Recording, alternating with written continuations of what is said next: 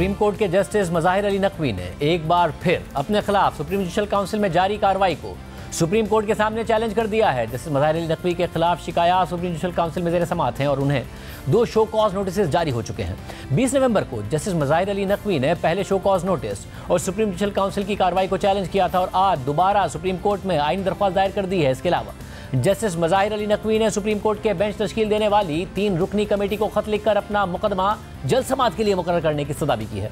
Supreme judicial council ने justice Mazahir Ali Naqvi को 28 अक्टूबर के इजलास के बाद भी शो कॉज नोटिस जारी किया था, जिसके बाद जस्टिस मज़ाहिर अली नकवी ने शो कॉज नोटिस में अपने खिलाफ शिकायत की तफसील ना होने पर एतराज़ किया था। काउंसिल ने मुसलसल 3 दिन तक जस्टिस मज़ाहिर अली नकवी के खिलाफ शिकायत और उनके एतराज़ात का जायजा लिया और फिर 22 नवंबर को तफसीली शो कॉज नोटिस जारी कर दिया था, जिसमें कहा गया था कि जस्टिस मज़ाहिर अली नकवी 14 दिन के अंदर नोटिस का जवाब दें। ज़राए के मुताबिक तफसीली शो कॉज नोटिस से जस्टिस एजाजुल अहसन ने इख्तिलाफ किया था। इससे पहले शो कॉज नोटिस 3-2 के तनासुब से जारी हुआ था, जिसे चीफ जस्टिस जस्टिस काजी फाइज ईसा, जस्टिस सरदार तारिक मसूद और बलूचिस्तान हाई कोर्ट के चीफ जस्टिस नईम अख्तर अफगान ने जारी किया था। लेकिन फिर लाहौर हाई कोर्ट के चीफ जस्टिस अमीर भट्टी भी तफसीली शो कॉज नोटिस जारी करने वाले जजेस में शामिल हो गए, यानी नोटिस 4-1 के तनासुब से जारी किया गया था और सिर्फ जस्टिस एजाजुल अहसन ने शो कॉज नोटिस जारी करने की मुखालफत की थी। शो कॉज नोटिस में 10 मामलात पर जस्टिस मज़ाहिर अली नकवी से वजाहत मांगी गई है, जिस पर आज की दरख्वास्त में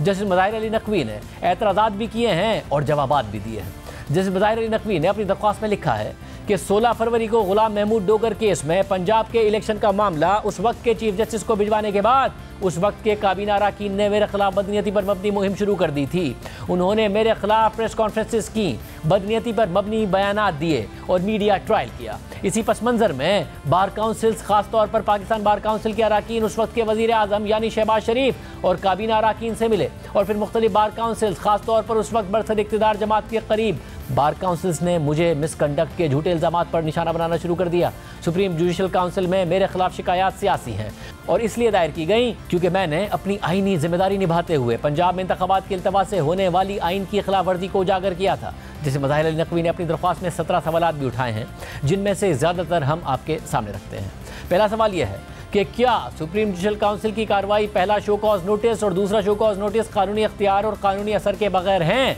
क्या इनसे आइन के आर्टिकल 209, सुप्रीम जुडिशल काउंसिल के रूल्स और दरख्वास्त गुजार के आइनी और कानूनी हुकूक की खिलाफ वर्जी होती है? और दूसरा सवाल यह है कि क्या सुप्रीम जुडिशल काउंसिल की कार्रवाई और दूसरे शो कॉज नोटिस से कुदरती इंसाफ, मुनासिब तरीक़ाकार और शफाफ मुकदमे के उसूलों की नफ़ी होती है? तीसरा सवाल यह है कि क्या चीफ जस्टिस काजी फाइज ईसा, जस्टिस सरदार तारिक मसूद और जस्टिस नईम अख्तर अफगान का सुप्रीम जुडिशल काउंसिल की कार्रवाई में हिस्सा लेना, दूसरा शो कॉज नोटिस देना और अहकामात जारी करना कानूनी इख्तियार और कानूनी असर से खाली है? चौथा सवाल यह है कि क्या किसी जज के जाहिर करदा असासों की बुनियाद पर मुतल्लिका ट्रांजैक्शन से लाताल्लुक शख्स का शिकायत करना बनता है, जबकि जज को ना तो कोई नोटिस दिया गया हो और ना ही रजिस्ट्रेशन या टैक्स अथॉरिटी ने कोई कार्रवाई की हो? पांचवा सवाल यह है कि क्या दरख्वास्त गुजार के इनकम टैक्स रिटर्न का शिकायत कुनंदा को फराहम किया जाना आज़ादी और राजदारी के आइनी हुकूक और कानून की खिलाफ वर्जी है और ऐसा मवाद गैर कानूनी और तस्लीम किए जाने के काबिल नहीं है? छठा सवाल यह है कि क्या शिकायत महज इल्ज़ामात और सुनी सुनाई बातों पर मबनी है और उनकी बुनियाद पर दूसरा शो कॉज नोटिस जारी करना दायरा इख्तियार और कानूनी असर के बगैर है? सातवां सवाल यह है कि क्या दरख्वास्त गुजार के खिलाफ शिकायत सियासी हैं और बदनीयती पर मबनी हैं और उनकी बुनियाद पर जारी करदा दूसरे शो कॉज नोटिस को खारिज नहीं कर देना चाहिए? आठवां सवाल यह है कि क्या पहले शो कॉज नोटिस में गलतियां तस्लीम करने के बाद सुप्रीम जुडिशल काउंसिल को दूसरा शो कॉज नोटिस जारी करने का इख्तियार था? नवा सवाल यह है कि क्या सुप्रीम जुडिशल काउंसिल की हिदायत या अहकामात के बगैर काउंसिल के सेक्रेटरी को रेवेन्यू अफसरान और सरकारी रिकॉर्ड तलब करने का इख्तियार था? 10वें और 11वें सवालात में जस्टिस मज़ाहिर अली नकवी ने मिसकंडक्ट होने या ना होने से मुताल्लिक नकात उठाए हैं, जबकि 12वें सवाल में लिखा है कि क्या ऑडियो लीक्स की बुनियाद पर शो कॉज नोटिस जारी किया जा सकता है, जबकि उनके असली होने, उनकी सोर्स, रिकॉर्डिंग की तारीख और मवाद से मुताल्लिक कोई सबूत नहीं है और किसी फॉरेंसिक तरीके से उनकी तस्दीक नहीं हो सकी है? 13वां सवाल यह है कि क्या दरख्वास्त गुजार के बेटों की जानिब से जायदाद लेना सुप्रीम जुडिशल काउंसिल के दायरा इख्तियार में आता है? 14वां और 15वां सवाल जज की जानिब से रसूख इस्तेमाल किए जाने के सबूत और इससे मुंसलिक दीगर नकात पर मुश्तमिल है।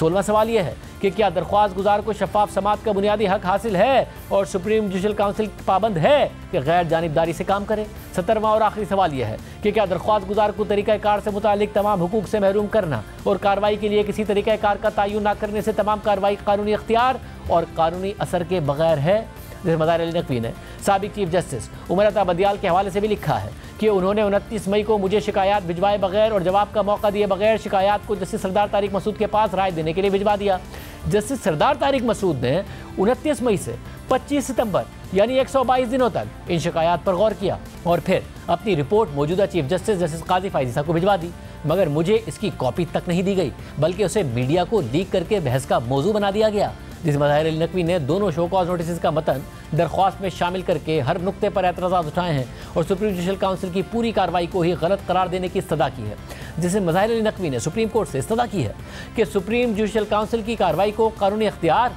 और कानूनी असर से खाली करार देकर ख़त्म किया जाए। 24 नवंबर के दूसरे शो कॉज नोटिस को कानूनी इख्तियार और कानूनी असर से खाली करार देकर ख़त्म किया जाए। अदालत मजीद जो भी रिलीफ मुनासिब समझे वो दिया जाए। इसके अलावा जस्टिस मज़ाहिर अली नकवी ने चीफ जस्टिस जस्टिस काजी फायजी साहब, जस्टिस सरदार तारिक मसूद और जस्टिस एजाजुल एहसन पर मुश्तमिल सुप्रीम कोर्ट की बेंच तश्कील देने वाली कमेटी को लिखे गए खत में कहा है कि supreme court practice and procedure act के तहत आपको आइन के आर्टिकल 184(3) के तहत आने वाली दरख्वास्तों और उबूरी रिलीफ मांगने की दरख्वास्तों को 14 दिन के अंदर समाअत के लिए मुकर्रर करना है। मैंने सुप्रीम जुडिशल काउंसिल में अपने खिलाफ जारी कार्रवाई को चैलेंज करने के लिए 20 और 30 नवंबर को 2 आईनी दरख्वास्तें दायर की हैं। उबूरी रिलीफ मांगने की दरख्वास्तें भी दायर की गई हैं। इन दरख्वास्तों के बावजूद सुप्रीम जुडिशल काउंसिल मेरे खिलाफ कार्रवाई आगे बढ़ा रही है, जिससे सुप्रीम कोर्ट के सामने दायर करदा मेरी दरख्वास्त बुरी तरह मुतासिर हो रही है, जबकि झूठे और बेबुनियाद इल्जामात की बुनियाद पर मेरे खिलाफ कार्रवाई से मेरे बुनियादी हुकूक मुतासिर हो रहे हैं। मेरी दरख्वास्तों को समाअत के लिए मुकर्रर किए जाने में ताखीर से मुझे सख्त नुकसान पहुंचेगा